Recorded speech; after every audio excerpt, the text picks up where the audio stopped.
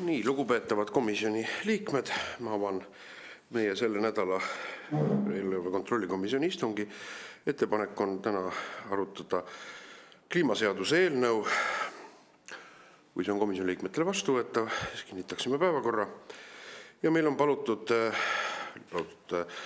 härra Sutt, kes vabandas, on vist muudel asjatoimetustel, ja ministeerium esindab Kliimaministeeriumi rohereformi asekantsler proua Kristi Klaas.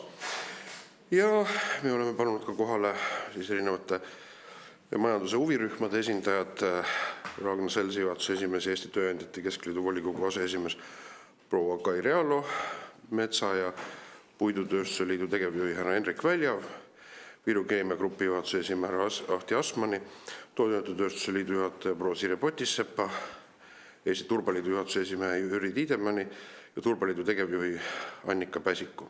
Ja komisjon on ka varem arutanud kliimaseaduse eelnõu ja sellega seonduvaid sotsiaalmajanduslikke ja eelarvelisi mõjusid. Ja võib-olla ma paari sõnaga annaksingi sõna proua Kristi Klaasile, et võib-olla kõneleda sellest, et milline on valitsuse nägemuses selle eelnõu menetlemise tempo, mis võiks olla. Ja siis läheksime juba huvirühmade seisukohtade juurde, mida on juba avalikkusele väljendatud siis ka selle eelnõu viimase versiooni osas. Ja tere hommikust. Kliimakindla majanduse seaduse eelnõu on praeguseks välja töötatud 2 aastat, alates 2023. aasta septembrist. Ja kui see seadus algatati, see oli ka vastus õiguskantsleri pöördumisele Riigikogu poole siis aasta alguses 2023, mis ütles laias pildis seda, et kliimaeesmärgid selleks, et oleks selgus nende elluviimise ja täitmise osas, siis peavad nad olema toodud seaduses, aga millisel viisil need seaduses peavad olema toodud, on mõistagi Riigikogu otsustada. Nüüd alates kevadest on eelnõus tehtud 6 väga põhimõttelist muudatust. Kui võib-olla paar tükki neist välja tuua, siis energeetikas näiteks on toodud muudatused kui varasemas versioonis oli see, et aastal 2040 võiks olla elektritootmine süsinikuvaba, siis sellest sättest on uues versioonis loobutud just sellel eesmärgil, et mitte panna elektri hinnale siis liigset koormust täiendavate investeeringute näol. Ja võib-olla veel näitena tuua muudatuste kohta, mis puudutab näiteks turbatootmist. Turbatootmisel ei ole sätestatud uues eelnõu versioonis konkreetset heite vähendamise protsenti, vaid on toodud siis rakendussätted ja üldeesmärk siis selle kohta, kuidas järk-järguliselt turbasektori heidet vähendada, aga ilma konkreetset protsenti seadmata. Ja nende muudatuste põhiline eesmärk on see väga selge signaal, et ükski valdkond ei pea oma tegevust lõpetama, vaid siis läbi mõtlema viisid, kuidas oma valdkonna heidet vähendada. Ja seal kõrval siis on olnud teine eesmärk on see, et kuidas heite vähendamiseni jõuda sellisel viisil, mis on just Eestile kõige sobivam, meile kõige kasulikum ja kuidas seda teha sellisel viisil, et ta aitaks kaasa ka lisandväärtuse kasvule ja ressursside otstarbekamale kasutamisele. Ja sellest johtuvalt ka lisaks eelnõule töötame valdkondlike teekaartidega, mis sisuliselt tuleb käsitleda kui ühiste kavatsuste kokkulepet valdkondade vahel, et kuidas siis kõige mõistlikum on heite vähendamiseni jõuda.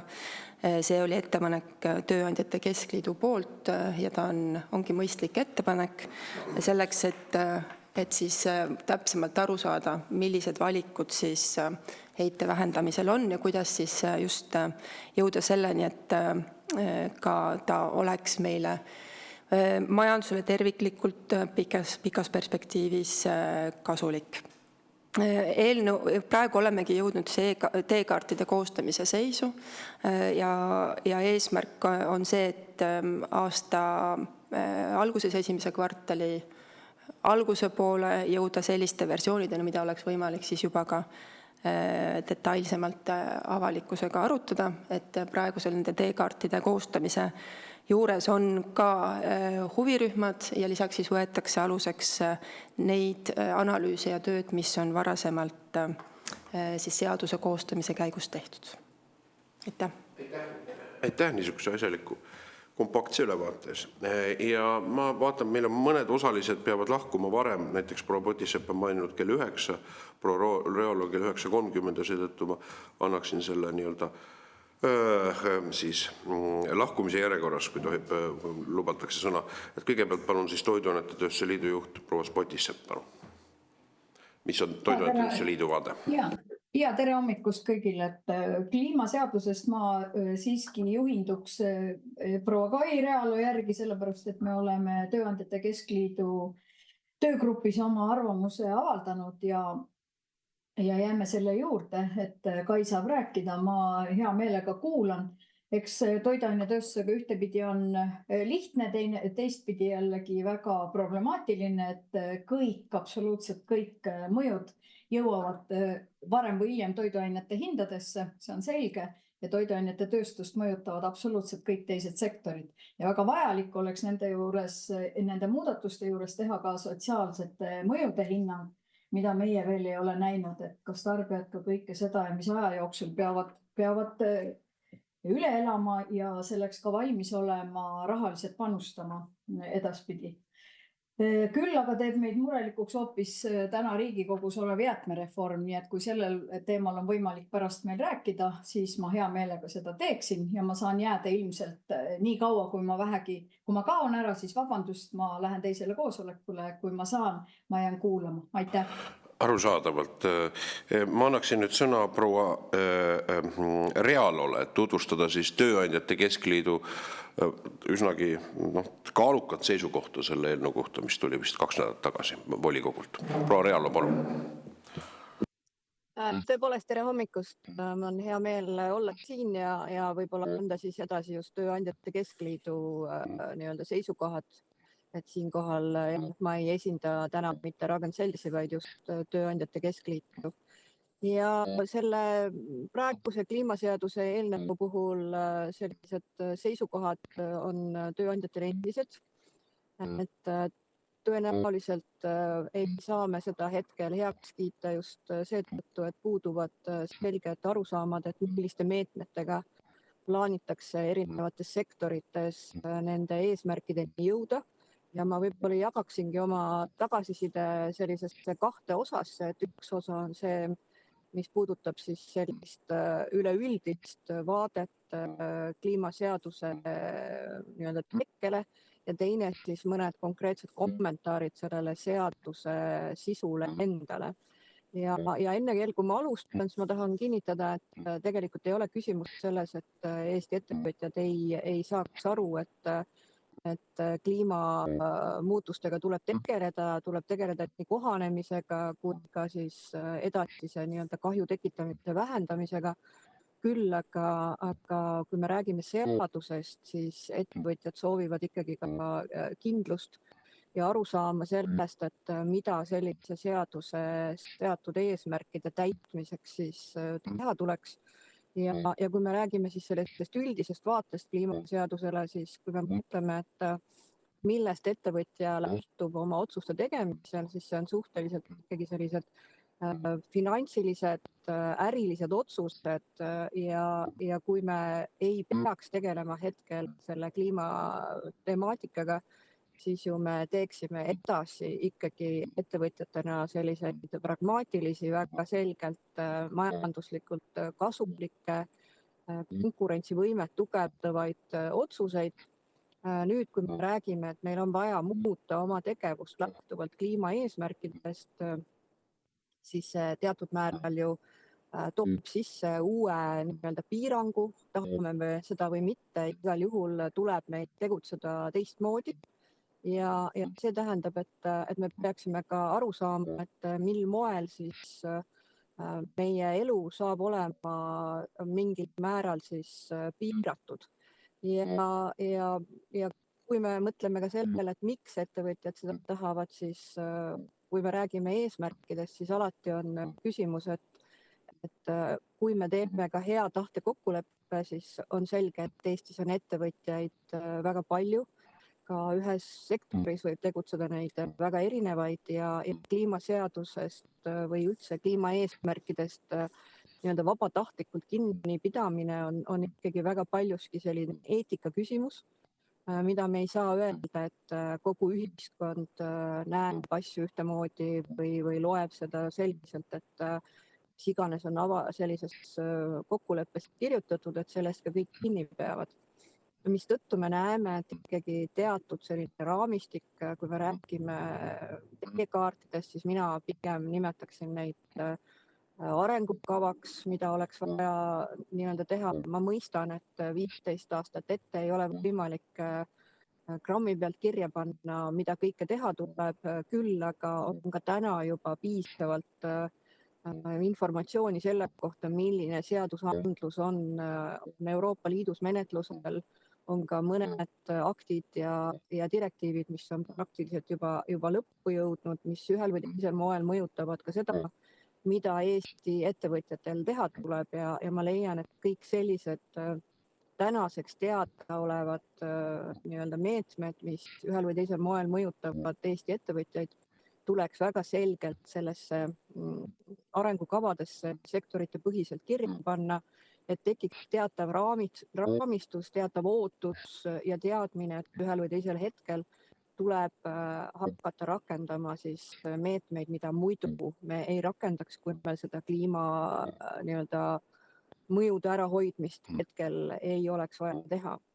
Ja võib-olla lõpetuseks siis öelda ka selle kohta, et miks hetkel ka see kliimaseadus võib-olla tekstina ise ei ole päris see, mida me ootame, et isegi kui seal oleksid need teekaardid ja koos meetmetega kõrval, siis me näeme, et seal on hetkel võib-olla puudu see osa, mis küll pealkirjas on konkurentsivõimelise nii-öelda majanduse ja kliimaseadus, siis me ütleme, et seal konkurentsivõimest tegelikult praktiliselt juttu ei ole, ehk et alati on küsimus selles, et kas seadus peaks mingil moel sätestama selle, et kui meil on ühel hetkel vaja teha selline karm valik, et kas kliimaseaduses toodud eesmärkide täitmine või Eesti riigi konkurentsivõimelisus, siis me tegelikult peaksime selles seaduses sellega kätte saama, ehk et millal ja kus on ülemuslik konkurentsivõime, majanduse kasv, majanduse heaolu ja kus kohas on siis ülemvõim nende kliimaeesmärkide täitmisel. Ja samamoodi see seadus peaks väga selgelt ära ütlema, et mis saab siis, kui tõepoolest nendele eesmärkidele, mis sinna seatud, ei läheneta. Ehk et ka selline teekond ja vahemõõtmiste hetk peaks olemas olema. Seal on küll ära toodud, et asja hinnatakse ja jälgitakse, aga pole seda kirjas, et mis siis saab, kui me leiame ennast olukorrast, kus me küll arvame, et me oleme liikunud kuhugi, aga kogu selle hinnangu andmise juures näeme, et me ei ole tegelikult lähedal nendele eesmärkidele. Ehk et kellel ja millal tekib siis vastutus või õigus võtta kasutusele mingisuguseid teisi meetmeid selleks, et saaks ikkagi nende eesmärkide suunas liikuda. Ja lõpetuseks võib-olla see, et me näeme ikkagi seda, et see sektorite põhine eesmärkide seadmine sellises kerges teadmatuses, mil moel sinna jõutakse, tõepoolest seaduses on mingil põhjusel eraldi välja toodud turbatööstus ja energeetika, aga tegelikult neid sektoripõhiseid eesmärke seatakse ju praktiliselt kõikidele majandussektoritele siis me peaksime ikkagi nagu aru saama, et kelle jaoks eesmärkide täitmine siis kohustuslik on. Sektori moodustavad ju kõik ettevõtted, ehk et mil moel siis ikkagi sellest sektorist tegutsevatest ettevõtete puhul aru saada, et mis põhjusel ja kelle tõttu me siis seda seadust ei täida, ehk et kogu see seaduse mittetäitmise pool on täna äärmiselt segane. Samal ajal ettevõtjad on ikkagi seaduskuulekad ja tahaksid aru saada, et mis siis tähendab see, kui me ühel hetkel ei täida seadust. Nii et selline lühike kokkuvõte siis Tööandjate Keskliidu poole pealt. Aitäh, proua Realo. Eestis on vähe inimesi, kes on suhteliselt peast vormistama, kõnelema teksti, kus on keerulised põim- ja rindlaused, semikoolonite mõttekirjutustega. Kadunud Lennart Meri oli üks, ma kuulasin teid tähelepanelikult pigem tekstiliselt. Teksti võiks välja printida ja tõepoolest ilma parasiitsõnadeta ladusalt esitatud. Aitäh teile. Aga ma annaksin nüüd sõna siis Metsa- ja Puidutööstuse Liidu tegevjuhile härra Henrik Väljale, mis on Metsa- ja Puidutööstuse Liidu seisukoht selle kliimaseaduse menetlemise loogika osas. Ja aitäh, ma loodan, et mind on kuulda hästi. Ja. Me oleme samuti Tööandjate Keskliidu liikmed ja suuresti Kai Realo ettekandud seisukoht esindab ka meie seisukohta. Ma võin võib-olla tuua siia juurde mõned sektori spetsiifilised nüansid, mis kliimaseaduses meile muret valmistavad. Küllaltki siis detailsed antud juhul. Esiteks maakasutussektorile seatud eesmärgid meie hinnangul on omavahel vastuolus. Seaduses on selline vastuolu sisse kirjutatud, et kogu maakasutussektor peab olema aastaks 2035 eelnõu järgi netosiduja, aga metsanduse eesmärk on seatud hoopiski perioodile 2031 kuni 2040 olla selle perioodi keskmisena siduja. Teades, et metsandus on maakasutussektori kõige suurema mõjuga süsiniku sidumise mehhanism, et need eesmärgid peaksid omavahel olema paremas kooskõlas. Samuti ei ole me näinud tegelikult prognoose, mille alusel on need eesmärgid seatud, mis on meie jaoks selge murekoht. Võib-olla teine teema, olles jälgides aktiivselt ka Euroopa Liidu poliitika arenguid, meile on selline arusaam tekkinud, et järgmisel aastal LULUCF-i määrust üle vaatama hakatakse seoses tõdemusega, et suur osa Euroopast neid eesmärke, mis kunagi 2030 aastaks seatud sai, ei saavuta. Ja kuna see on meie sektorit hetkel kõige rohkem mõjutav kliimaregulatsioon, siis ei tohiks Eestis ära reguleerida sektori kliimaeesmärke nüüd nii-öelda vanast Euroopa Liidu määrusest või eesmärkidest lähtuvalt, et me peaksime jälgima, et me oleksime igal juhul viimase ja uusima regulatsiooniga siis antud juhul kooskõlas. Küll on tõsi, et see võtab aega, kuni see selgus siis uue LULUCF-i arvestuse osas saabub. Ja kolmas on tegelikult juba läbi räägitud või läbi käidud teema teekaartide ja mõjuanalüüside osas, ehk metsandussektor on väga mures. Siin eelkõige meie kogemused, mis on olnud looduskaitsealade laienemisega, meie toorainebaasi vähendamisega, mida tehakse järjepidevalt ilma asjakohaste mõjuanalüüsideta, et sooviksime siis, et ka kliimaseaduse ja teekaartide puhul need mõjud ikkagi oleksid selgelt analüüsitud, mis ettevõtteid ootamas on. See on praegu minu poolt lühidalt kõik. Aitäh! Aitäh! Järgmisena palun Vilukeemia Grupi juhatuse esimees härra Ahti Asman. Tere hommikust! Aitäh kutsumast! Loodan, et olen kuuldel. Ja. Kuna ma olen ka Viru Keemiatööstuse Liidu juhatuse esimees, siis ma siin täpsustan samuti, et kuna Keemiatööstuse Liidu seisukohad haakuvad laias laastus Tööandjate Keskliidu seisukohtadega, siis ma neid kordama siin ei hakka. Et ma siis kasutan võimalust esitada siis spetsiifiliselt Viru Keemia Grupi seisukohta. Viru Keemia Grupp on samamoodi 10 aastat järjepanu koostanud vabatahtlikult säästva arengu aruannet, saades väga selgelt aru, et puhtama tootmise poole liikumine on vältimatu ja tuleb arvestada ühiskonna ja kogukonna kasvavat ka nõudlikkust selles suunas. Samas null süsinikuheitme eesmärgi fikseerimisel seaduse tasandil oleme olnud kogu aeg kriitilised ja seda erinevatel põhjustel. Kui VKG tuli kunagi välja initsiatiiviga luua Eesti kliimaseadus, siis mitte seetõttu, et me toetasime nulleesmärgi seadustamist seaduses. No meie eesmärk oli ja on, et seda seadusesse ei tohiks nagu panna. Et meie seisukohast on nulleesmärk väga äärmuslik eesmärk, mis läheb vastuollu juba lihtsalt proportsionaalsuse printsiibiga, mis ütleb, et saavutatav kasu peab olema proportsionaalne selle võetava kohustuse või mure või riskiga. Talupojatarkus ütleb juba, et viimase protsendi kasvuhoonegaaside heitme nulli viimise jaoks tehtav pingutus on tõenäoliselt ebamõistlikult kallis võrreldes eesmärgist saadava kasuga.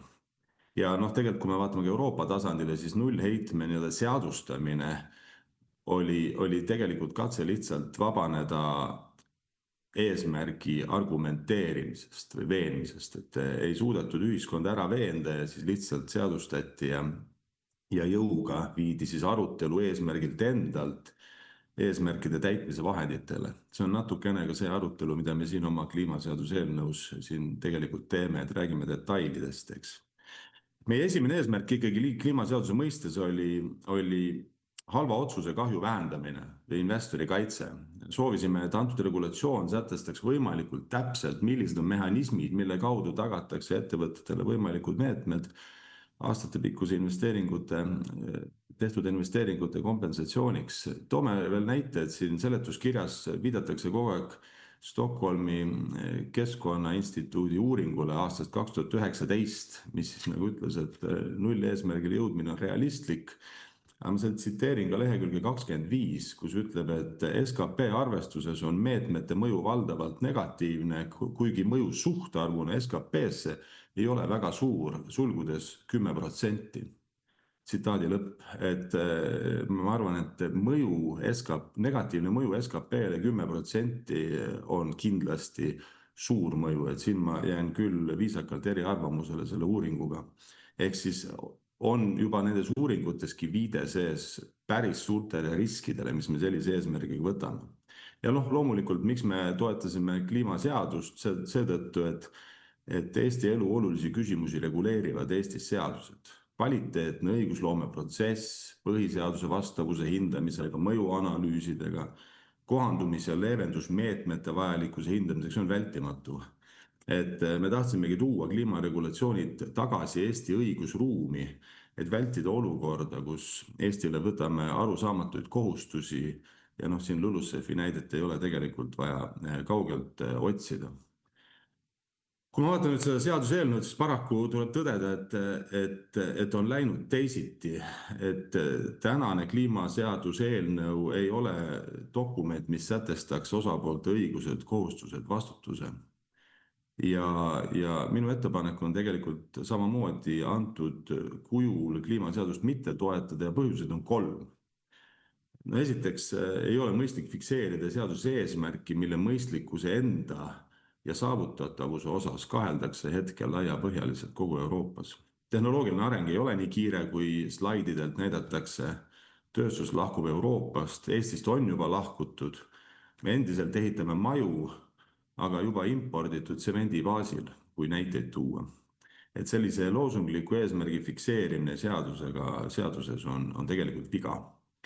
Ja teiseks, nii Euroopa kui Eesti inimestele käib täna tegelikult see seaduse täitmine üle jõu. On selge, et rohetehnoloogiad laieneksid turule kiiremini, kui nende lõpptooted oleks taskukohasemad. Hea hinna ja kvaliteedi suhe müüb ennast tarbijale ilma valitsuse sekkumiseta, et valitsus peab sekkuma siis, kui tarbijat on vaja sundida tarbida kallimat toodet.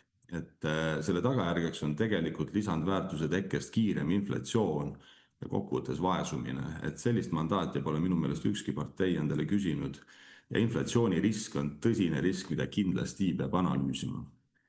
Ja kolmandaks ma tuletan meelde, et kliimaseadus on siiski piirangute seadus. Mitte ükski seadus ei takista tänasel hetkel arendamast uusi jätkusuutlikke tehnoloogiaid. Me teeme ka ise neid pingutusi paraku edutult, kuna tehnoloogiaid ei ole lihtsalt selleks valmis. piirangud on põhjendatud, nende mõju hinnatud ja õigustatud. Ma nõustun Kristi Klaasiga, et seletuskirja kohaselt on tegelikult sulgemise surve võrreldes eelneva eelnõuga oluliselt vähenenud, aga määratledes siiski selle aastasse 2050, eks. Ja tänasel hetkel peale sisuliselt 2 aastat majanduslangust on minu arvamus siiski, et Eesti ei peaks võtma vastu ühtegi seadust, mille positiivne mõju pole absoluutselt selge või mille riskid on hindamata. Kui nüüd vaatamata sellele eelnevale ikkagi otsustatakse seaduseelnõuga edasi liikuda, siis samamoodi nagu siin teised eelkõnelejad on öelnud, et on tegelikult, ma näen ikkagi päris palju puuduseid ka selles seaduseelnõus. Puudub tegelikult samamoodi sõltumatu mehhanism eesmärkida nende täitmise mõju asjakohasuse hindamiseks. On nagu päev selge, et mitte keegi ei suuda ette näha aastani 2050, mis kõik juhtuda saab. Ja sõltumatu mehhanism on äärmiselt vajalik, et hinnata, kas liikumine on meil jõukohane, liiga kiire, liiga aeglane. Teaduspõhisusest räägime palju. Seda peaks tagama teadlased, kellest seaduseelnõu kohaselt endale sobivad nõuandjad valib minister ise. Õigem oleks, kui ikkagi Eesti arengule annavad hinnanguid teadlased, kes on määratud oma kohale teadusasutuste poolt ise. Ja seaduseelnõust ma loen ka, et selle seaduse vastuvõtmisega Riigikogu roll antud küsimuses ka lõpeb. Riigikogule tulevikus hakatakse edastama informatsiooni ja Riigikogu rolliks tulevikus jääb võtta see info teadmiseks. Et ma arvan, Riigikogul nii olulises küsimuses peaks kindlasti tugevam roll olema. Ja nõustun ka Kai Realoga, et majanduskasvu ambitsioon sisuliselt seaduseelnõus puudub. Hetkel on seal välja toodud kriitilise küsimusena elurikkus, et näiteks, et CO2 vähendamist ei tohi ellu viia elurikkuse vähenemise arvelt, aga sama keeldu või piirangud majanduskasvu osas ei ole, et majanduskasvu arvelt tohib seda ellu viia. Et ma ei lähekski sellesse, siin neid detaile on rohkem, eks neid esitatakse ka kirjalikult, aga pika jutu lühikese kokkuvõttena ütleks, et me samamoodi ei toeta seaduse vastuvõtmist, kuna sellel puudub selge positiivne mõju Eesti arengule ja riskid on tegelikult hindamata. Ja praegusel kujul on CO2 graafik on ainukene selge asi seal, kõik muu on tegelikult sisutühi. Aitäh. Nii, aitäh, härra Assmann. Järgmisena ma annaksin sõna Eesti Turbaliidu juhatuse esimehele härra Jüri Tiidemannile. Härra Tiidemann, palun. Ja, tere hommikut. Kas mind on kuulda? Ja. Väga tore. Mul küll ei ole nii pikka manifesti kui kolleegil härra Assmannil, aga ma ikkagi juhiks tähelepanu mõningatele aspektidele. Mõned on nendest juba eelnevalt kõlanud. Vaadake, olukord on nagu täiesti veider selles mõttes, et meil on tegelikult protsess tagurpidine. Kuna siinkohal ma saan muidugi kõneleda suures osas LULUCF-i eesmärkidest, siis tegelikult ju lugu hakkas tagurpidi pihta, kuna me võtsime endale ebarealistlikud eesmärgid Euroopa Liidu tasandil ja siis hakkasime kohandama seadusakti selleks, et see paberi peale neid eesmärke täita. Mitte keegi tol hetkel, kui need eesmärke vastu võeti, ei omanud mingisugust ettekujutust, kuidas seda, kui suured need eesmärgid on, kuidas neid täita. See kõik toimus poliitilisel sloganlikul tasemel, kus Ursula von der Leyen tõstis käed taeva poole, ütles, et koos me suudame. No ei suuda. See on esimene aspekt. Teine, Kristi Klaas küll mainis tõesti praeguses olukorras ja selles tekstis ja seletuskirjas otseseid eesmärke turbasektorile ei ole seatud. Aga siinkohal tuleb tuua mündiga teine pool välja, et protsessi käigus on hakatud muutma alamakte viitega kliimaseadusele, näiteks kaevandatavate alade ministri kaevandatavate turbaalade nimekiri, see oli ministri määrus number 87, mis muudeti 1,5 aastat või 2 aastat, 1,5 aastat tagasi toonase ministri seltsimees Michali allkirjaga viitega kliimaseadusele, mida meil tegelikult tänaseni ei ole. Selle küsimusega tegelikult praegu tegeleb õiguskantsleri büroo. Siis mis veel puudutab ja läbi selle seati tegelikult juba piirangud turbasektori laienemisele ja kaevanduslubade taotlemisele. Veel samasse protsessi on sisse põimitud järgmine piirang, mis kumab läbi teekaardist, kus võetakse eesmärgiks muuta kaevandusaasta määrade ministri määrust, teisisõnu vähendada kaevandusmahtusid. Mis see siis on, kui mitte piiramine? Ja jällegi viitega kliimaseadusele. Selle mõju analüüsiks telliti uuring TalTechi teadlastelt, aga siis, kui me küsisime otse uuringu tegija käest, kus sa need numbrid said, siis teatas, et Kliimaministeeriumi kliimaosakonna töötajad andsid mulle lõppeesmärgi ja ma kirjutasin töö tagurpidi. Minu arust see on kaugeltki mitte hõnteprintsiipidega kokku minev protsess ja seadusloome. Siis üks tähelepanek veel, aga millest me täna nagu räägime? Mis asi on kliimaseaduse seletuskiri? Turbaliidule, võib-olla teistele organisatsioonidele küll on avalikustatud ametlik kliimaseaduse eelnõu koos seletuskirjaga, siis Turbaliit on sellest mängust välja jäänud. Me saime sellest teada tänu ära samaski paranoilisele harjumusele enne magama minekut ja hommikut tõustes vaadata riigi infoportaali ja valitsuse tegevuse päevakord. Sealt lekkis meieni tänaseks kliimaseaduse seletuskiri ja eelnõu. Seega, ütleme, normaalse protsessi ja demokraatliku riigi seisukohalt, millest me siis nagu täna üldse siin arutame. Ja kogu selle protsessi, see on rääkides protsessist, siis samas, kui me juba hakkasime läbi protsessi seadma piiranguid, siis mingisugust kompensatsioonimehhanismi ei ole ju tegelikkuses seaduse eelnõusse sisse kirjutatud. Juhul, kui me seame sektoriaalsed piirangud, siis me peaksime ka riiklikud kompensatsioonid kuidagipidi vastu tooma või vastandama nendele piirangutele. Seega ma ei hakka väga pikalt seletama, me teeme nagu liidu poolt põhimõtteliselt 3 ettepanekut, kuna siinkohal ma peaks nagu nõustuma ka ministriga, kes on mulle korduvalt öelnud, et võtame seaduse vastu, pärast aeg on ju küll selleks, et muuta seda seadust, siis ma nõustun selles osas ministriga kindlasti, aegamalt tõesti on, homme planeet otsa ei saa ja inimkond ka mitte. Siis peataks või pidurdaks selle eelnõu edaspidise menetluse, kaasa arvatud ka teekaartide koostamine, sellepärast, et mis asi on juriidiliselt teekaart, mina aru ei saa, sellepärast, et ma ei leia mitte ühtegi viidet teekaardile riigi alusdokumentidest ja mis juriidilist staatust omab mingisugune teekaart. See on punkt 1. Punkt 2, kuna LULUCF-i läbirääkimised avatakse järgmisel aastal, siis alustaks ikkagi otsast peale, et üritaks Brüsseli tasandil viia või muuta võetud eesmärgid realistlikeks. Ja siis lähtudes sellest alustaks protsessist otsast peale ja koostaks tõesti normaalse kliimaseaduse, mille koostamist ka turbomehed pooldavad. Aitäh!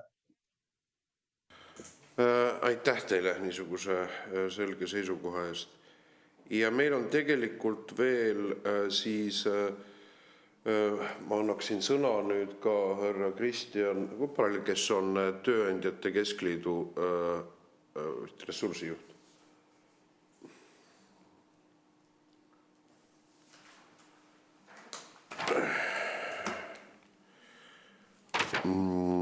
Aktsiaseltsi Turbaliidu liige, Prelvexi juht, kas härra Kristjan Kupara soovib ka sõna?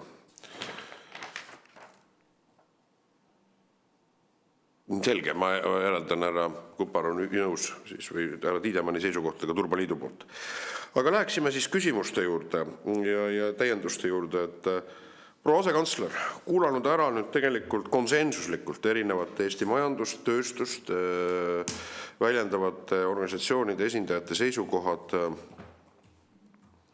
Kas ei oleks mõtet see eelnõu sellisel kujul, kui ma vaatan praegu sotsiaalmajanduslikke hinnanguid, siis tõepoolest selle eelnõu seletuskirjas viidatakse Stockholmi säästva arengu instituudi hinnangule, mis puudutab siis rohepöörde elluviimise ühiskondlikku kulu, mis oli toodud ära 2019. aastal 17,3 miljardit. Kahel leheküljel on või 3 leheküljel on siis see majanduslikud, rahanduslikud mõjud. Ja nüüd ma küsin, proua Klaas, kas see on toonastes jooksevhindades, 2019. aasta jooksevhindades, see 17,3 miljardit? Ma võib-olla astun korra sammu tagasi, kui võib. Et võib-olla kliimaeesmärkide kohta, et Eesti 2021 kiitis heaks selle, et kliimaneutraalsuse eesmärk on see suund, kuhu tervikuna riik liigub. Tollel hetkel ei lepitud kokku, kes kui palju sellest üldisest kliimaeesmärgist täidab, kuidas see sektorite vahel jaotub. Nüüd see diskussioon, mis praegu on, ilmestabki väga selgelt seda, et seda diskussiooni on vaja ja seda otsust on vaja, et iga sektor teaks, kuidas see võetud eesmärk siis valdkondade vahel jaotub. Mis puudub mõjude analüüsi, et siin kõlas seisukohtade hulgas välja ka see, et seda, et hinnata 25 aastat ette, et kuidas täpselt erinevad valdkonnad arenevad, millised tehnoloogiad on 25 aasta jooksul olemas, milliseid neid ei ole, kuidas meil tööturg käitub ja nii edasi, seda on võimatu ette ennustada. Ja see analüüs, mida tegi Stockholmi Eesti Instituut aastal 2019, oli tolle aja parim teadmine, aga tegelikult absoluutnumbrites tervikmõju hinnata, et sellel hetkel, kui see mõjuanalüüs on valmis, siis midagi seal tõenäoliselt juba järgmistel aastatel muutub. Nii et mis on oluline, on see, et oleks siis, kui iga valdkonna eesmärgi täitmiseks on lepitud kokku mingisugune konkreetne protsent, et meil oleks siis meetmete põhiselt teada, et kas neid meetmed, mida me oleme välja pakkunud parima teadmise kohaselt, kas neid on mõistlik võtta, kas selle mõju on meile aktsepteeritav või see ei ole meile aktsepteeritav. Et nii me saame täpsema pildi sellest ette. Aga jah, et koondmõju, ma saan täiesti aru, et seda küsitakse, aga seda on täiesti võimatu 25 aastat ette väga täpselt eurodes öelda. Aitäh. Mul on täpsustav küsimus, proua Ingerinen, aga ma siiski tuleksin selle tagasi, et te ütlete, koondmõju on võimatu hinnata, aga mu küsimus on sellest, et kui me võtame, et need mõju on siis ära toodud 5 leheküljel on väidetavalt, ütleme, kogu ühiskonna elukorraldust ja majanduskeskkonda korraldust mõjutav mõju, mis on siis majanduslik, rahanduslik mõju. Ja on tuginetud sellele Stockholmi instituudi raportile 2019. aastast ja seal on öeldud komakoha täpsusega, tõsi küll miljardites eurodes, mõju on 17,3 miljardit eurot. Ja see on 2019. aasta raport.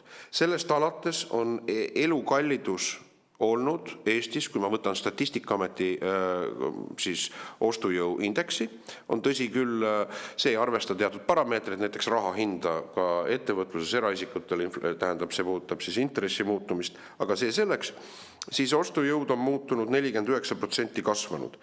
Kas see tegelikult on siis praeguses seisus, kui me võtame Stockholmi raportit, kas see 17,3 miljardit eurot oli 2019. aasta jooksevhindades ja kas see praegu on siis 26 miljardit eurot, kui ma korrutan selle läbi, või tegelikus nominaalraha hinnast tänase päeva seisuga, kui valitsus on selle eelnõu esitanud, või on see tegelikult siis hoopis odavnenud 49% tagurpidiselt võrreldes selle summaga.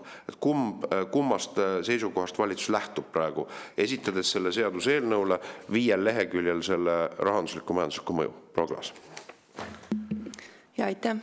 Koondmõju osas ikkagi ma jään jätkuvalt selle sama seisukoha juurde, et mis näitabki 6 aastat tagasi tehtud analüüs, praegu ongi täiesti teised numbrid, täpselt samamoodi, kui me teeksime praegu koondmõju analüüsi, siis samamoodi 5-6 aastaga tegelikult kogu pilt märkimisväärselt muutub.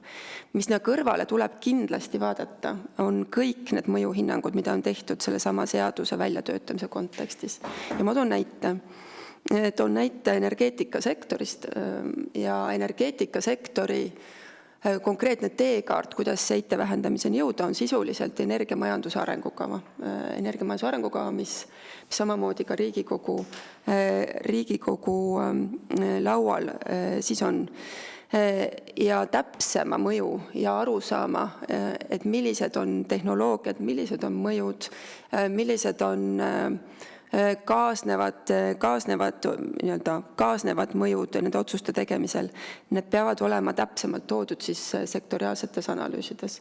Et see annab meile tegelikult selle kogu pildi.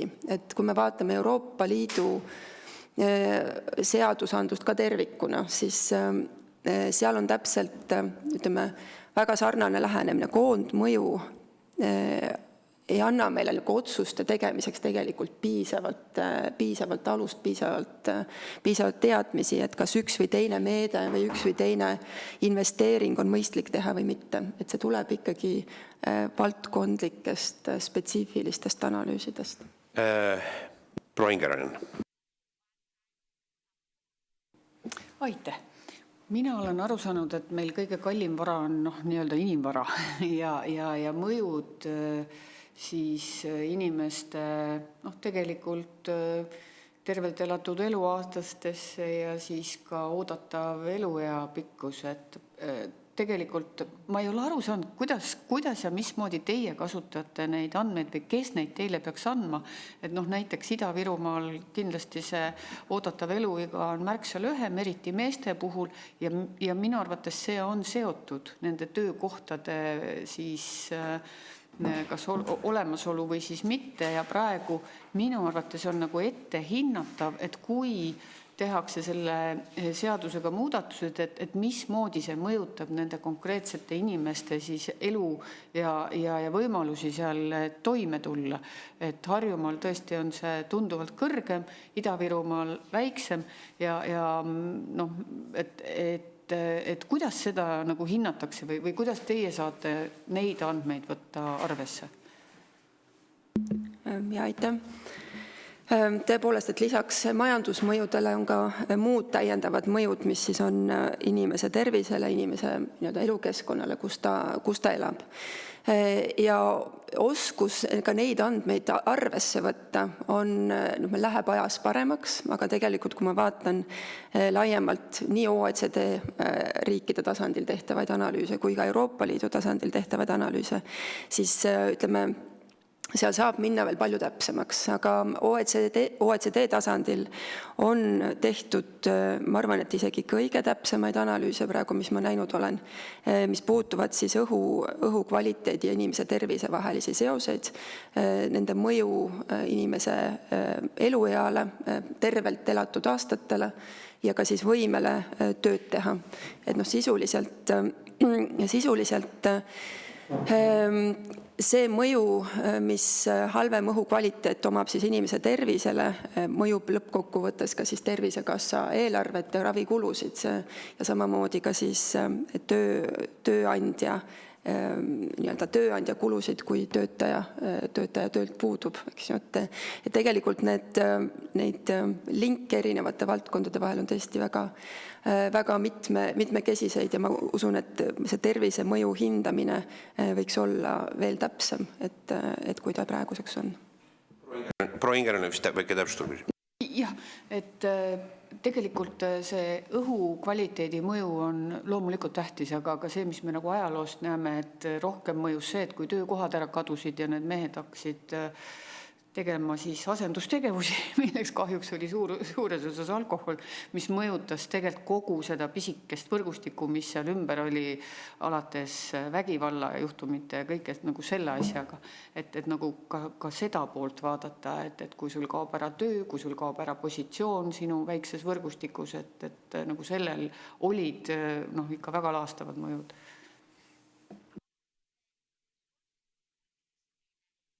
Nii, aga härra Alas. Aitäh. Et kui ma nüüd seda kliimaseaduse või kliimakindla majanduse seaduse siis eelnõu seletuskirja lugesin, siis jäi hästi ebaselgeks see nullheite saavutamise nagu suures plaanis mehhanism, et loomulikult erinevad valdkonnad, mis emiteerivad ajas ikkagi lähevad loodust hoidvamate ja keskkonna hoidvamate nagu nii ütelda igasuguste kasutuse peale, aga võetakse kasutuse sellised tehnoloogiad, mis emiteerivad vähem, aga ma ei saa jäi ebaselgeks see, et väga paljudes valdkondades ikkagi see emiteerimine jääb, nulli see ei lähe, et mille arvelt siis, millised valdkonnad siis suudavad, millised valdkonnad siis peaksid selle nii-öelda netosidumise saavutama ja kuidas see on tehtav, et äkki seda just seda viimast otsa kirjeldate, et kuidas see füüsiliselt, kas ja kuidas see on tehtav, aitäh? Ja aitäh. Võib-olla paar selgitavat lauset ka selle esimese otsa kohta, et tõepoolest kõikides valdkondades ei ole võimalik saavutada nullheidet, et see ei ole juba loodusseaduste järgi selliselt võimalik. Küll aga mis on hinnatud laiemalt ka Euroopa Liidu tasandil on see, et meil on valdkonnad, kus meil on juba olemas antud hetkel tehnoloogiad, mis on tunduvalt väiksema heitega või peaaegu nullheitega, kui nad on praegu, et kõige potentsiaalikamaks või nii-öelda realistlikumaks kiireks heite vähendamise valdkonnaks hinnatakse elektri tootmist, et elektri tootmisel on olemas alternatiivsed tehnoloogiad ja mida siis hinnatakse, on vajalikud ka laiemalt üleüldse elektri tootmise portfelli mitmekesistamiseks. Nüüd teatud valdkondades, kui me ütleme ka näiteks põllumajandus, ei olegi võimalik jõuda tõesti nullheiteni.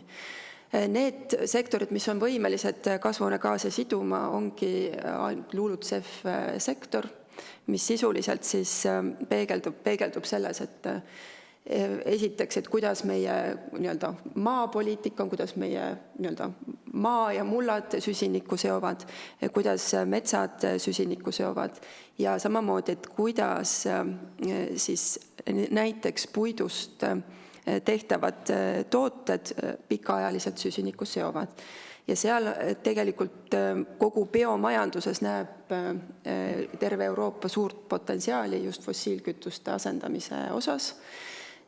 Ja need riigid kahtlemata, kus on suur metsade osakaal, nendel on suurem potentsiaal seda kogu nii-öelda fossiilkütuste asendamist enda majandusega positiivselt ära kasutada, aga toote siis just tooteid, kus süsiniku talletamise aeg on pikem ja kauem kestvaid tooteid.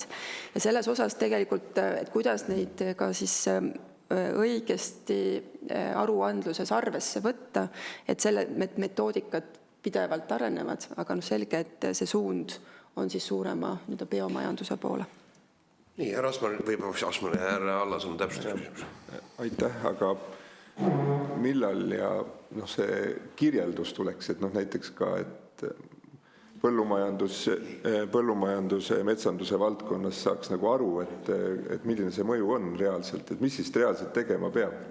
Et see võiks olla kuidagi detailsemalt arusaadav. Aitäh. Ja aitäh. Metsanduse ja puidu teekaardis sooviks selle täpsema nägemuseni jõuda, et kuidas me saame siis neid ressursse, esiteks metsade süsiniku sidumise võimet hoida ja ka siis teiselt poolt metsast tulenevat ressurssi kasutada viisil, mis annaks seda sidumist rohkem. Et sisuliselt me räägime puidu väärindamisest, nii puidu keemilisest väärindamisest kui ka puidu mehaanilisest väärindamisest. Ja ütleme puidu teekaardis siis kolmas osa, mis ei puuduta küll süsiniku sidumist, aga on ka puidu kasutamist küttes, et kuidas siis see kolm suunda Eesti kontekstis kõige mõistlikumalt välja näeks, et see seal teekaardis soovime ära kirjeldada.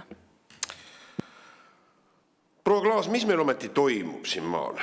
Ja asetame nüüd selle asja perspektiivi, et meil on vabandust, tõesti, nagu härra Tiidemann märkis, ja seda ma olen vaadanud viimase 2 aasta jooksul süvenevalt, kliimaseadust ei ole vastu võetud, aga valitsus ja ka nii-öelda opereeritakse viidetega sellele, et see on muutunud tegelikult nii-öelda mitte kehtivaks, mitte jõustatud, aga aluseks juba meie õigusloome kujundamisel. Viidatakse kliimaseadusele. Et panete tähele, ettevõtjatel ei ole võimalik ennast kaitsta õiguskaitsevahenditega, kas see on põhiseaduspärane või mitte kohtus, sest õigusakti ei ole. Omal ajal oli Brežnevi ajal olid need poliitbüroo, eks ole, otsused, näete, et otsust ei ole tegelikult õiguslikult, eks ole. Hea, kui veel avalikustatud on. Nüüd teine küsimus on, ma vaatasin üllatusega paar nädalat tagasi, valitsus, kui me kõnelesime ka siin varasemalt aasta alul, et me ei toeta seda täiendavate kliima- ja rohepöörde ambitsioonide juurde panemist 90%-le 2040 ja nüüd korraga tuleb härra Sutt, ma loen ajalehest, ütleb, näete, kui võidukas, saime selle 90%, aga hääletasime poolt, et olime ka nii-öelda tegelikkuses. Ja nüüd ma vaatan nüüd tegelikult seda seadust, mille kohta on härra Michal öelnud, et sellest saab Eesti rahvale kliimapõhiseadus, oli vist nõnda, ja me hakkame kogu meie rahva, meie majanduse, meie ühiskonna elu hakkab selle alusel toimima. Ja nüüd on olukord selline, et ma küsisin teilt, ja ma ei taha norida teiega, eks ole, ma saan aru, see on keskkond, kus te praegu ametnikuna olete, kindlasti usaldusväärse asjaliku inimesena. Meil on 4 lehekülge rahanduslikku, majanduslikku hinnangut sellele, mismoodi see nii-öelda uus kord siin maal hakkab olema ja seal on juttu, et selle aluseks on see 2019. aastal Stockholmi Säästva Arengu Instituudi raport, kui toonaste, ma eeldan, siis jooksev hindades 17,3 miljardit eurot maksumusega kogu sellele eksperimendile. Teie oma vastuses mulle ütlesite, et on olemas, et see enam ei päde, on olemas mingid muud numbrid. Ja mu küsimus ongi kaheosaline, et esiteks proua Klaas, mis need uued terviknumbrid siis tegelikult on? Sest ja mu küsimus selle teine osa on see, et tööandjate volikogu on tegelikult Eesti majandus. Need on inimesed, kes töötavad, nad esindavad ka kõiki töövõtjaid, töötavaid inimesi, kes ütleme täna hommikul tehastes, ettevõtetes teevad, loovad seda jõukust, mis meie rahval on tuleviku vaates, omanikke, organisatsioonide, ettevõtete juhte ja need konsensuslik otsus, nagu ma aru sain, on lause, mida ma loen ette, kuna puudub selgust ja kindlust andev seaduse elluviimise plaan, siis teeb Keskliidu volikogu valitsusele ettepaneku praegu sellisel kujul kliimaseadusest loobuda. Ja proua Klaas, te ei ole arusaadavad poliitilise vastutusega isik, aga ma selles mõttes härra Sutt ei pidanud vajalikuks, temal on muud teemad arusaadav, aga mu küsimus on, kas ei oleks mõistlik lähtudes sellest konsensuslikust ettepanekust, sellest segadikus, mida Eesti paratamatult objektiivselt on nii julgeolekuliselt, aga ka rahvusvahelises majanduskeskkonnas nõnda, et loobuda sellest kliimaseadusest, võtta see asi tagasi ja leida nii-öelda sisulise dialoogi kaudu lahendusteemadele. Praegu ma saan aru, see dialoog on ju läbi kukkunud olukorras, kus loetud päevad pärast, te ütlesite 2 aastat on tehtud seda, eks ole, erinevad kooskõlastusringid, alustati ju grandioosselt, ma vaatasin, 100 inimesi kaasati kõigi parteide esindada, kus olid igast töötoad, asjad, aga see on osutunud ju kahjuks läbikukkunuks. Kui nädal aega pärast selle eelnõu esitamist ütlevad tööandjad konsensuslikult, võtke see asi tagasi, me ei taha seda asja näha ja põhjuseid sõnastati siin vähem või rohkem delikaatsemalt, proua Klaas. Et mu esimene küsimus puudutas seda maksumust 7,3 miljardit, mis need uued numbrid siis on. Ja teine on tegelikult see, kas ei oleks mõistlik siis kuulata tööandjaid ja tunnistada see nii-öelda kaasamisformaat ja see dokument sellisel kujul ebaõnnestunuks ja võtta see asi tagasi. Kas seda on valitsuse tasemel, poliitilise juhtkonna tasemel teie teadaolevalt arutatud? Aitäh. Ja aitäh. Minu kõrv isegi püüdis kinni 3 küsimust. Et esimene küsimus puudutas Euroopa Liidu kliimaeesmärgi 2040. Võib-olla selgituseks, tegemist ei ole uue eesmärgiga, tegemist on punktiga siis trajektooril, mis puudutab siis 2050. aasta eesmärki, mida me oleme Eestis 2021 heaks kiitnud, et Euroopa Liit täiendavaid eesmärke siis ei võta, vaid pani paika punkti selle suunal liikumisel. Mida on kliimaseaduse protsess kogu selle aja jooksul andnud, on see, et me oskasime väga täpselt sellesama punkti paikapanekul Euroopa Liidu seadusandluses oma huve kaitsta kõige paremal viisil. Et kui me meenutame seda mandaati, mis siis Riigikogu meile läbirääkimisteks andis, et Riigikogu andis meile terve rea erinevaid punkte, mille täitmisel või mille seadusandlusesse, Euroopa Liidu seadusandlusesse lisamisel me võime selle 2040 aasta eesmärgiga nõustuda. Kui neid punkte toodud ei ole, me ka seda nõusolekut anda poleks tohtinud. Et need punktid, mis sai toodud ja väga head punktid, mis Riigikogu tollel hetkel ka valitsus ja Riigikogu siis sõnastasid, need siis kõik seal Euroopa Liidu seadusandlusesse Eesti huve kaitsmiseks sisse said viidud. Kui seda protsessi poleks siin 2 aasta jooksul olnud, me poleks osanud seda sellisel viisil kindlasti teha. Mis puudutab mõjuanalüüs 2019. aasta kohta on kogu koondmõju osas, ma arvan, nagu parim teadmine kogu mõju osas, mida me oleme siis täiendanud ka majasisese fiskaalmõju analüüsidega, mis siis peegelduvad ka selles samas seaduse eelnõus. Mis puudutab ikkagi täpset mõju, siis ma jätkuvalt toon välja, et tuleb vaadata iga sektori põhiseid neid meetmeanalüüse, mis on tehtud. See annab selle täieliku mõju, et kui ma toon jälle samamoodi näiteks energeetikasektori, ja energeetikasektor on üks kõige suurema mõjuga elektritootmise sektor, siis kõige suurema mõjuga valdkond kogu kliimaseaduse kontekstis, siis need valikud, mida siis selle sektori heite vähendamiseks teha, ongi väga selgelt toodud energiamajanduse arengukavas, mida on siis ka põhjalikult eraldiseisvana analüüsitud.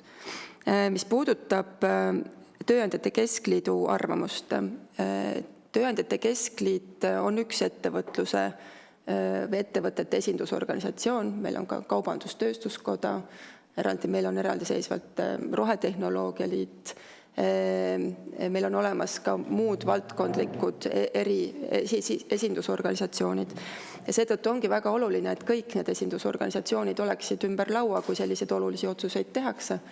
Ja kahtlemata on võimalik nii valitsusel kui Riigikogul otsustada, kas seadusega, millisel kujul selle seadusega edasi minna. Aitäh teile. Kas Kaubandus-Tööstuskoda, siis kui te viitasite, et Rohetehnoloogia Liit loomulikult kellegile on see plaan on ka loomulikult ju äriperspektiiv avardav, aga mu küsimus on, Kaubandus-Tööstuskoda siis tegelikult on väljendanud oma toetust sellele või? Mis Kaubandus-Tööstuskoda seisukoht selle viimase asja juures on, sest eelnõu seletuskirjast öeldakse, et see saadeti kooskõlastamiseks viimane versioon Linnade Valdade Liidule ja ministeeriumidele. Et seal nagu muid huvirühmi ei olnud ära toodud selles seletuskirja lõpus. Punkt 9, ma tsiteerin, eelnõu esitatakse kooskõlastamiseks eelnõude infosüsteemi kaudu ministeeriumidele ja Eesti Linnade ja Valdade Liidule. Et ma saan aru, kas kellegi teisega veel on kooskõlastatud seda? Kaubandus-Tööstuskoda minu teada ei ole oma seisukohta kujundanud eelnõu osas. Ja kui me nüüd räägime praegu sellest käesolevast eelnõust, ja see punkt 9, see on lehekülg 51. Ei olegi käesolev eelnõu ja see, mis ERR-is oli võimalik lugeda, ei olnud kuidagi kooskõlastamiseks esitatud eelnõu, vaid see oli ülevaade valitsusele asjade seisust. See, et seadusega mil viisil edasi minna, see vajab valitsuses eraldi arutelu, et seda arutelu praegu valitsuses olnud ei ole. Aga proua Klaas, ma äsken täpsustan. Te ütlesite, et ma ei taha teile sõnu suhu panna, et see ei olnudki kooskõlastamiseks, vaid see oli ülevaade asjade seisust. Aga lehekülg 51, seaduse jõustumine. Seadus jõustub üldises korras, see tähendab 10 päeva pärast Riigiteates avaldamist, vastavalt põhiseadusele, arusaadav. 9. eelnõu kooskõlastamine. Eelnõu esitatakse kooskõlastamiseks eelnõude infosüsteemi kaudu ministeeriumidele ja Eesti Linnade ja Valdade Liidule. Ja te ütlesite, et kuidas edasi minna, valitsuses ei ole veel arutatud. Aga valitsus on ju esitanud seaduse eelnõu. Ametis olev valitsus. on esitanud seaduseelnõu parlamendile ja see eelnõu peaks jõustuma üldises korras 10 päeva pärast vastuvõtmist. Et kus nüüd tegelikult see dünaamika, mida siis valitsuses ei ole arutatud õigupoolest? Mulle tundubki, et see ERR-i artikkel on tekitanud segadust. Ei, ma palusin nõunikel välja võtta seaduseelnõu ja see nii-öelda selle ma palusin. Valitsusele ei ole praeguseks hetkeks esitatud eelnõu heakskiitmiseks. See versioon, mis ERR-is avalikustati, ei olnud see eelnõu, mis on esitatud nii-öelda Riigikogule edasi esitamiseks, sest see eelnõu ei ole sellises vormis veel. See arutelu, mis valitsuses paar nädalat tagasi oli, puudutas puhtalt ülevaadet eelnõu ettevalmistamise seisust ja ka sellest, et kuidas eelnõu vastab 2040. aasta vahe-eesmärgile, mis siis Euroopa Liidus kokku lepiti. See vaheülevaade valitsusele anti, aga see, et kas eelnõuga millisel viisil edasi minna, see arutelu on valitsuses olemata ja ka valitsus ei ole siis seda edasi veel Riigikogule esitanud. Aga proua Klaas, te ütlesite, et maksumus on tegelikult selginenud, vajas dünaamikast ta muutub ja see peaks selguma, ongi selgunud täiendavalt, on siis valdkonna nii-öelda maksumuste summana kuidagi välja kujunema, te tõite näite energeetika, siin on ilmselt ka ringmajandus ja muud valdkonnad, ehitussektor, nõnda edasi. Aga ma mäletan, proua Klaas, me koos olime siin. See oli kevad, võib olla suvi. Nagu luuletuses. Ja meil oli laua taga oli ka härra riigikontrolör, meil oli härra Allas istus siin, teised istusid siin ja me arutasimegi rohepöörde maksumust, meenub Anti sulle. Ja tegelikult me palusime kõik valdkondlikud need hinnangud saata. Neid tuli tõepoolest käsikäru täis, need olid kümneid dokumente, ma arvan liialdamata. Ja need olid, ütleme, 1000 lehekülgi. Ja me püüdsime neid üldistada. Ma ise lugesin neid, see oli pingutus, aga selles mõttes vajalik ja möödapääsmatu pingutus, sest nad olid erineva metoodikaga koostatud ja neist ei olnud võimalik tuletada niisugust summaarset loogikat. Ja me võime välja võtta protokolli nii Riigikontroll, kui ma mäletan ka teie möönsite, et tervik, nagu seda uut tervikhinnangut sellele, võrreldes selle väga laia pintslitõmbega me ju saame aru, paarisaja leheküljelise Stockholmi toonase 2019. aasta kliimahinnangu, niisugust terviknägemust ei eksisteeri. See oli meil kevadine järeldus. Ja minu küsimus on, te ütlete, et te olete nüüd ministeeriumis teinud nii-öelda nagu täiendavaid nii-öelda arvestusi. Et kas te saaksite need komisjonile teha kättesaadavaks siis? Mis need täiendavad ministeeriumi tervikarvestused on, millele te mõned küsimused tagasi viitasite? Ja aitäh. Mis puudutab mõju analüüsi, et ma jätkuvalt ikkagi jään selle seisukoha juurde, et tervikmõju numbrina ei anna meile tegelikult, kas seda tervikmõju numbrina on mõttekas selliselt välja arvutada, ma kahtlen sellepärast, et selle pinnalt me ei oska teha otsuseid. Aga vabandust, aga miks te siis olete selle eelnõu seletuskirjal, ma saan aru, et te veidike distantseerite sellest, et see valitsus arutab, mõtleb nii, aga see on, ma loen, kliimakindla majanduse seaduse eelnõu seletuskiri. Kas see on tegelikult see lähteseisukoht ju, mida on saadetud kooskõlastamiseks? Kas see on kooskõlastamiseks saadetud välja? Ei ole, see on eelnõu versioon. Eelnõu seletuskiri, arusaadav. Aga seal on, te ütlete, et nüüd tervikmaksumust ühiskonnale ei olekski mõttekas teha. Kas selle põhjus on, et see on nii röögatuks kujunud välja või seda me ei olegi võimeline hindama, mille alusel me selle plaanimajandusliku loogika järgi peaksime hakkama elama? Et kas ma küsin, aga te viitasite samas, et teil on mingid oma arvestused ministeeriumis olemas. Kas te need arvestused, mu küsimus oli, kas te need arvestused saaksite komisjonile teha kättesaadavaks? Majanduse tervikmõju ja ka sektoriaalset mõju. Loomulikult ta tulebki välja sektoriaalsest summast, see on selge, et ega ei olegi võimalik öelda, et üldnumber sobitada aluvad kokku, see oleks ju enesepettus.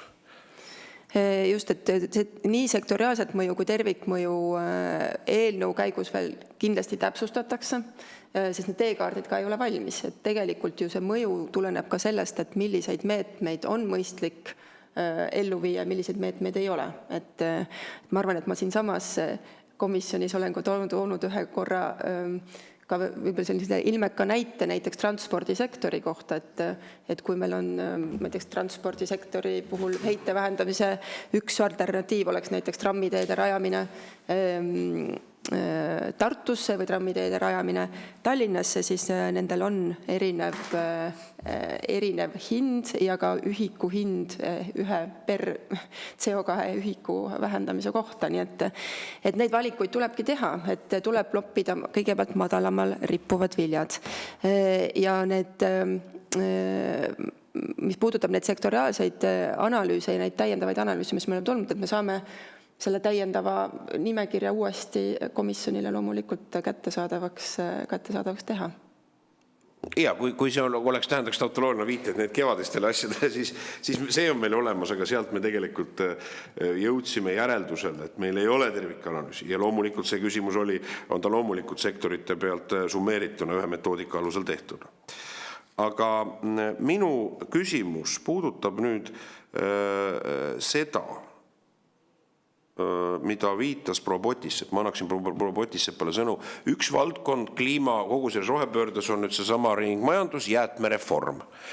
Ja nüüd, kas ma sain õieti aru, et proua Potisepp, see nii-öelda jäätmereformi eelnõu, mis täna tuleb parlamendis teisele lugemisele, Toiduainetööstuse liidu hinnangul toob kaasa järgmisel aastal või jõustumisest jooksvalt 5% täiendava toiduainete hinnatõusu.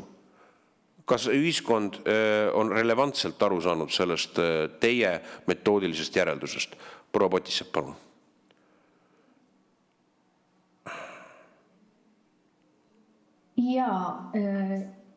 Ja tere päevast, et võin küll öelda, et ei ole aru saanud ja mis puudutab jäätmereformi, siis jäätmereformi Kliimaministeeriumi poolt on ju juba algusest saadik väga toredasti ühiskonnale serveeritud ja avalikustatud, nagu tegemist oleks mingi väga-väga hea reformiga ja jäetud täiesti märkamata ja ilmselt teadlikult ja tahtlikult, sellepärast pole meid ka eelnõu lõppfaasi kaasatud lõppfaasi. Me saime eelnõu uue versiooni alles kätte esmaspäeval peale tööpäeva ja täna peaks olema siis juba suures saalis teisel lugemisel. Et meie arvutuste järgi ei ole Kliimaministeeriumi arvutused mitte kuidagi adekvaatsed ja meie arvutused põhinevad väga realistlikel ja pragmaatilistel alustel. Ehk et kogumine tekkekohal kõigi tiheasustuse korteri eramajade juurde ja juurest, mis on praeguse versiooni üks põhimõtteid. Eraldi mahutid nii eramajadele kui kortermajadele vähemasti 2 mahutit. Räägime siis jäätmete mahutitest ja korrektsuse mõttes saabki öelda, et nii konteiner kui jäätmekott võib see olla.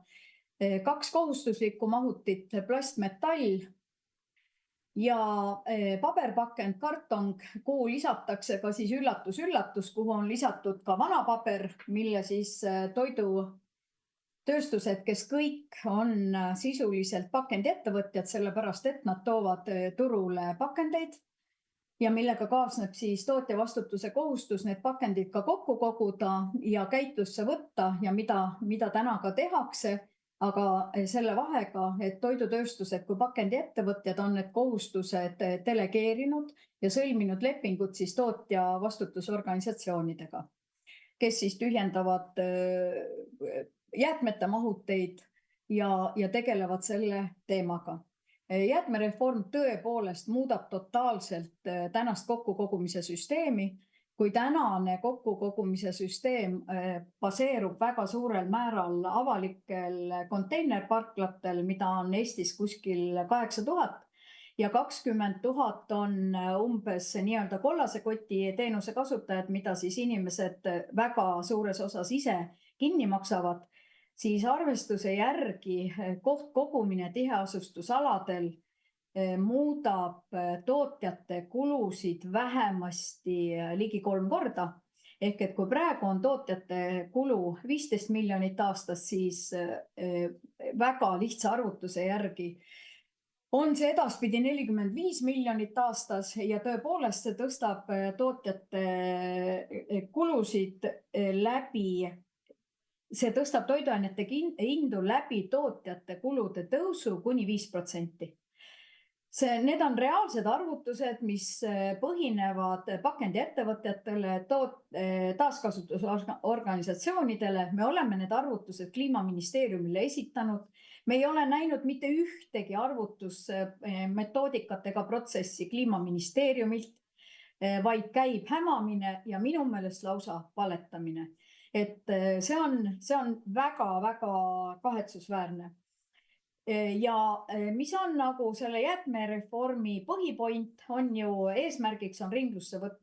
Ja meie arvestuse järgi see kuigi palju ringlusse võttu tõepoolest ei aita, sest me hakkame koguma jäätmeid liigiti kõige kallima kogumissüsteemi järgi, milleks on kohtkogumine, aga me oleme täiesti ära unustanud ilmselt tahtlikult rääkida sellest, et meil ei ole Eestis jäätmete sortimisvõimekust piisavalt ja meil ei ole ka käitlusvõimekust piisavalt.